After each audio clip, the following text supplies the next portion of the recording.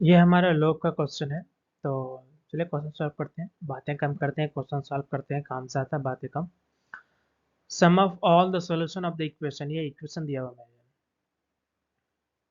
ये इक्वेशन है, कह रहा है कि sum of all the solution of the equation, इस इक्वेशन का जितना भी सॉल्यूशन आएगा उसका सम फाइंड आउट करना है ना। ये इक्वेशन है, चलिए इसको सॉल्व करते हैं। तो वही इक्वेशन को मैं यहाँ फिर से लिखा हूँ, जैसे कि log x bracket x plus 2 to the base 10 minus log 5x plus 10 to the base 10। इसी चीज को मैं यहाँ शॉर्ट करके लिखा हूँ। देखो यहाँ पे x आया है और यहाँ पे है x plus 2। तो इस दोनों को मैं इस फॉर्म में लिखा हूँ कि x ब्रैकेट x plus 2। और ये कैसे आया है, ये जो हमारा log का फॉर्मूला होता है, log a plus ab to the base 10 is equal to log a to the base 10 plus log b to the base 10। ये जो हमारा फॉर्मूला है, इस फॉर्मूले को याद होगा, लोग में मैं आपको बताया हूँ कि ये फॉर्मूला कैसे काम करता है। कि जब कभी भी यहाँ पे मल्टीप्लिकेशन के फॉर्म में रहता है, जब इसको स्प्लिट करके लिखना चाहते हैं ना, जब बेस सेम है, स्प्लिट करके लिखना चाहते हैं, बेस यहाँ सेम क्या है, जैसे यहाँ पे भी दोनों बेस सेम है, जैसे कि log A B to the base 10 है, ये मल्टीप्लिकेशन है।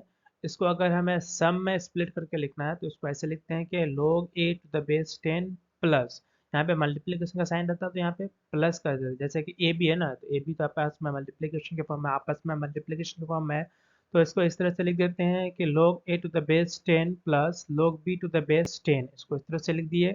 तो यह ये वाला फॉर्मूला जो है यहाँ पे अप्लाई हुआ, ये दोनों के साथ, ये log x to the base 10 plus log x plus 2 to the base 10, ये दोनों टर्म के साथ जो है ये वाला फॉर्मूला को अप्लाई करके मैंने इसको सॉर्ट कर दिया है। जैसे कि इतना इज इक्वल टू इतना होगा, तो इतना भी इज इक्वल टू इतना इज इक्वल टू भी तो इतना होना चाहिए ना। तो मैंने यहाँ पे यही किया, यहाँ पे ये दोनों टर्म जो है इस फॉर्म में है, इस दोनों फॉर्म को मैंने इस फॉर्म में लाया है यहाँ पर, है ना। तो ये हम उम्मीद करता हूँ ये क्लियर होगा। और ये जो है log 5x plus 4 to the base 10 is equal to 0, ये एज इट इज ये वाला है, ये वाला यहाँ से उठ के यहाँ लाया हूँ। और इज इक्वल टू 0, तो इज इक्वल टू 0 यहाँ पर भी है। अब जो है ये हमारा फिर इस ये वाला फॉर्मूला तो हो गया। अब इसको देखते हैं कि ये जो है log x bracket x plus 2 upon 5x plus 4 is equal to 0, ये कैसे आया है। अब देखो यहाँ पे जो है log ए बी, जब ये डिवीजन के फॉर्म में रहता है, डिवीजन के फॉर्म में ए बी, तो डिवीजन के फॉर्म में है, तो log A B to the base 10 को इस तरह से लिखते हैं कि log a to the base 10 minus log b to the base 10, है ना। तो अगर कोई नंबर अगर इस फॉर्म में भी रहता है तो उसको तो इधर ला सकते हैं ना, जब इस फॉर्म को इस फॉर्म में कर सकते हैं तो ये फॉर्म में जो रहेगा उसको इस फॉर्म में भी तो कर सकते हैं ना यार। तो वही चीज़ क्यों है, यहाँ जो है ये वाला टर्म और ये टर्म जो है इस फॉर्म में है, और इस फॉर्म से मैं इस फॉर्म में लाया हूँ और वो ये वाला फॉर्म है ना। तो तुम देखो सेम फॉर्मूला अप्लाई हो रहा है, वही फॉर्मूला मैं अप्लाई ही किया हूँ। तो ये हो गया, इज इक्वल टू 0 हो गया। अब जो है 10 को जो है आगे अगले स्टेप में ये वाला, तो ये सेम चीज़ है एज इट इज़, और 10 को इधर लाया हूँ, 0 का पावर लाया हूँ। ये ऐसा क्यों किया हूँ, क्योंकि log का ही एक फॉर्मूला ये होता है कि log n to the base 10 is equal to x है। तो जब हम n लिखते हैं ना, तो ये जो बेस log का बेस है ये इधर आ जाता है, और इधर जो दिया हुआ रहता है वो पावर में चला जाता है, ऐसे ये वाला फॉर्मूला है। ठीक है, ये फॉर्मूला है, ये याद होना चाहिए सबको, बहुत ही बेसिक फॉर्मूला है log का। सारे ही बेसिक है पर ये तो सबसे बिगिनिंग में ये लोग इसी से डिफाइन ही होता है। तो वही वाला चीज़ यहाँ पे मैं अप्लाई किया हूँ कि लोग एक्स, लोग, यहाँ तो लोग है ही नहीं, x bracket x plus 2 upon 5x plus 4 is equal to 10 to the power 10। तो ये हर एक लाइन के सामने कौन सा फॉर्मूला अप्लाई वो लिखा हुआ है।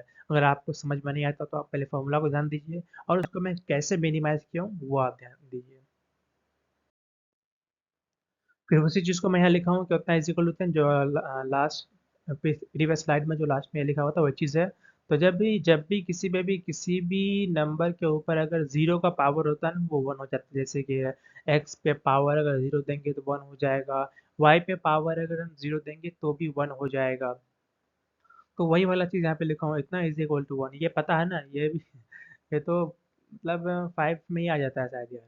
तो ये है, ये अप्लाई हुआ है, कैसे 1 हुआ है समझ गए, किसी भी नंबर के ऊपर अगर 0 का पावर रहता है तो वो 1 हो जाता है, तो वही चीज़ अप्लाई किया हुआ है यहाँ पर। और यहाँ पर ये वाला स्टेप में जो है, ये तो हमारा ये जो न्यूमरेटर है वह एज इट इज़ है, और डिनोमिनेटर को 1 से मल्टीप्लाई करूंगा तो वो इधर आ गया, जब इधर से नीचे है क्रॉस मल्टीप्लाई ऊपर जाएगा ना, तो ये इधर आ गया है। और फिर अगर इसको मैं सॉल्व करूँ तो एक्स स्क्वायर प्लस 2x, और इधर प्लस में है, इसको अगर इज इक्वल टू के इधर लाऊँ तो माइनस में आ जाएगा 5x। इधर प्लस 4 है, उसको अगर इज इक्वल टू के इधर लाऊँ तो माइनस में आ जाएगा, इधर कुछ नहीं बचा तो 0 इज इक्वल टू 0। फिर इसको अगर मैं आगे सॉल्व करूँ तो ये हमारा सब्ट्रैक्ट हो जाता है, ये दोनों हो जाता है -3, x square -3 -4 is equal to 0, ये हो जाता है।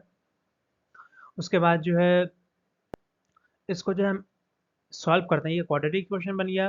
क्वाड्रेटिक इक्वेशन को जो है बाय स्प्लिटिंग फॉर्म, कौन सा फॉर्म, बाय स्प्लिटिंग। स्प्लिटिंग मैं क्यों बोल रहा हूँ, क्योंकि ये पे 3 है, 3 को मैं स्प्लिट कर रहा हूँ इस फॉर्म में, -4x प्लस एक्स, 3 को स्प्लिट कर रहा हूँ, 2 भाग में बांट रहा हूँ, तो स्प्लिट करना ही हुआ ना वो, तो इसलिए उसको स्प्लिटिंग फॉर्म कहते भी हैं। तो हो जाएगा x square -4x plus x -4 is equal to 0।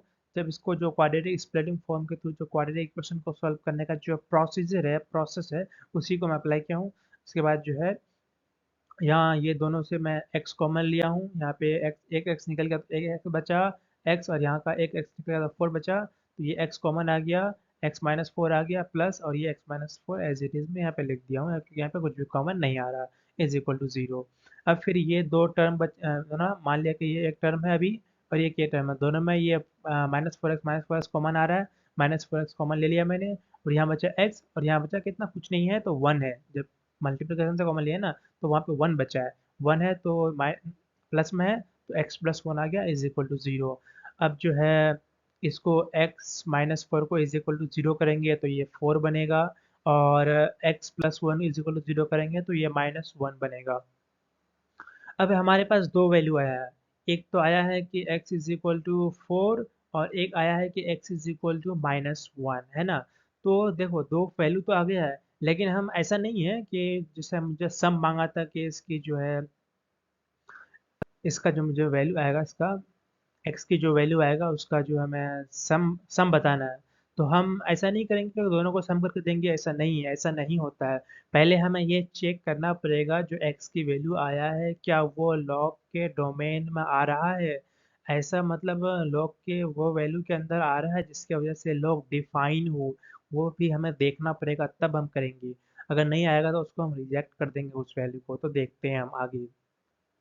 जैसे मेरा ये क्वेश्चन दिया हुआ था log x to the base 10, तो ये सब तो बात है, पहले हम यहीं पे देख लेते हैं, इसी में देख लेते हैं। तो अगर x की जगह पे -1 रखेंगे तो क्या log -1 का log हमारे लिए डिफाइन है, नहीं है, हम -1 का log हम नहीं पढ़ते, मतलब नहीं निकालते हैं, हमारे लिए डिफाइन नहीं है, -1 का लॉग डिफाइन नहीं है, -1 का लॉग डिफाइन नहीं है, इसीलिए हम -1 को रिजेक्ट कर देंगे, ये हमारा x का वैल्यू नहीं हो सकता है। और अगर 4 रख के देखें तो एक जगह नहीं हुआ तो कहीं भी नहीं, एक जगह नहीं हुआ और बाकी होगा भी तो वो नहीं होगा। अगर बाकी x का वैल्यू -1 अगर कहीं रखते हैं तब भी अगर वो पॉजिटिव आ रहा है, लेकिन एक जगह तो डिफाइन नहीं है ना, तो वो तो पूरा इक्वेशन में वो वैल्यू काम नहीं करेगा, इसलिए उसको रिजेक्ट कर देंगे हम।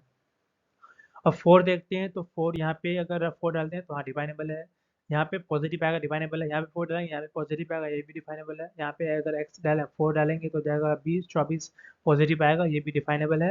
यानी कि x का वैल्यू 4 को एक्सेप्ट करते हैं। तो जो हमारा जो सम का वैल्यू था, जो सम पता करना था, तो वो आ जाएगा 4। ओवरऑल हमारा एक ही वर्ड है तो अब क्या ही सम करना, वही 4 आ गया, तो हमारा 4 ही आंसर हो जाएगा। तो इस तरीके से सॉल्व करते हैं। और लोग का मैं सारे क्वेश्चन को इस तरह से ही सॉल्व करूंगा कि मतलब कौन सा लाइन में कौन सा फॉर्मूला अप्लाई कर रहा हूँ, उस लाइन में यहाँ पे जस्ट लिखा हुआ रहेगा उस लाइन के सामने। इससे ये होगा कि समझने में आसानी होगा कि भाई ये लाइन को जो हम इवेलुएट कर रहे हैं, मैनिपुलेशन कर रहे हैं या कैलकुलेशन जो कहो इसको तुम, या सॉल्व कर रहे हैं, तो हमें कौन सा फॉर्मूला अप्लाई कर रहा हूँ उस फॉर्मूले को उसके साथ लाइन में उसके जस्ट बगल में लिखा हुआ रहेगा, तो आपको समझ में आ जाएगा कि हाँ लॉग का ये फॉर्मूला है, इसको हम यहाँ पर अप्लाई कर रहे हैं, इसलिए ऐसे समझने में आसानी रहेगा। और एक बात, चाहे हम लॉग के क्वेश्चन कम ही क्यों ना सॉल्व करें, पर जैसे कि यहाँ पे है, यहाँ पे लॉग इस क्वेश्चन को सॉल्व करने में हमारा 5 से लेके 6 कंसेप्ट जो लॉगरिथम का होता है वो 5 से लेके 6 कंसेप्ट कवर हुआ है, ठीक है ना। तो अगर 5 से लेके 6 क्वेश्चन, एक क्वेश्चन में कंसेप्ट कवर हो रहा है, एक क्वेश्चन में 5 से लेके 6 कंसेप्ट कवर हो रहा है, तो अगर हम एक क्वेश्चन में वही सारे कंसेप्ट को अगर हम अच्छे से समझ लें, तो ऐसा क्या होता है ना कि हज़ारों क्वेश्चन बनाने की ज़रूरत नहीं पड़ती है हमें। हमें बस कंसेप्ट समझने से मतलब रहता है, कंसेप्ट को अप्लाई करने से मतलब रहता है, कैसे अप्लाई करते हैं उसको सीखने से मतलब रहता है। तो भले ही हम क्वेश्चन, हो सकता है कि हम क्वेश्चन अगर कम लगाएं, वैसे मैं पूरी कोशिश करूंगा कि ज़्यादा से ज़्यादा हम लोग क्वेश्चन कवर करें ताकि हर एक कंसेप्ट को क्लियर कर सकूं, कवर कर सकूं, इसलिए ज़्यादा से ज़्यादा कोशिश करूंगा। लेकिन जितना भी करते हैं, भले ही 1 या 2 या जितना भी एक लेक्चर में आ जाता है, तो उससे क्या होता है कि जितना भी कंसेप्ट आता है उसको हमें ध्यान देना कि अरे ऐसे क्वेश्चन में ऐसा कंसेप्ट लगाया जाता है, उसी को ध्यान से समझना है, और यही चीज़ होता है। अब देखो दुनिया में जितने भी लोगरिथम का लाखों क्वेश्चन होगा, क्या सबको लगाना पॉसिबल है? नहीं है। तो जितना भी लगा पाएंगे हम बस उसके कंसेप्ट को याद रखेंगे कि हाँ इस तरह के सिचुएशन में ऐसा कंसेप्ट लगता है लॉगरिथम का, लॉगरिथम को फॉर्मूले को याद रखेंगे और कैसे कंसेप्ट को अप्लाई करते हैं वो याद रखेंगे। ठीक है, चलो फिर मिलते हैं अगले लेक्चर में।